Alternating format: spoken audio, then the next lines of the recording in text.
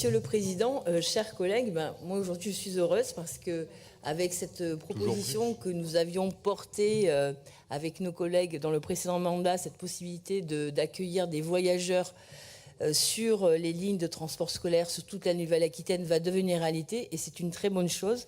Et nous souhaitons vraiment saluer cette nouvelle mesure qui certes aura pris du temps mais qui a été indispensable, ce temps-là, pour être mis à disposition pour tout le dialogue avec les familles, parce que c'est vrai qu'on avait commencé les expérimentations, il y avait quelques parents qui étaient un petit peu mal à l'aise de penser que des adultes pourraient monter avec leurs enfants. Donc les enfants qui sont en maternelle, il n'y aura pas de voyageurs dans ces cars-là.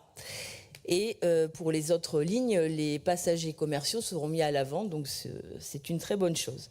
Ensuite, on a une nouvelle disposition, là, cette évolution du seuil d'élèves en maternelle pouvant bénéficier d'accompagnateurs qui passent de 1 à 5. C'est vraiment une mesure, là encore, qui est vraiment indispensable dans les territoires ruraux.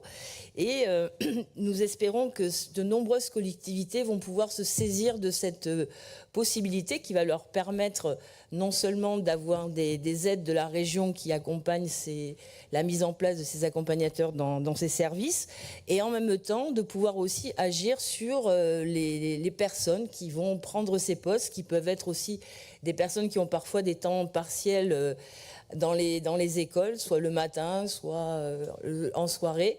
Et ça permet aussi de redonner un pouvoir d'achat, et notamment pour les femmes aussi, de pouvoir avoir un pouvoir libérateur dans la mesure où elles pourraient gagner un peu plus. Et puis celles qui mettent les enfants dans les cars avec des accompagnateurs, ça leur permet de pouvoir mener une activité professionnelle en toute sécurité.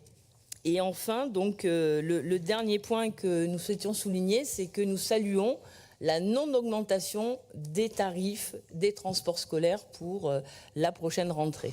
Je vous remercie. Donc nous voterons bien sûr pour cette délibération.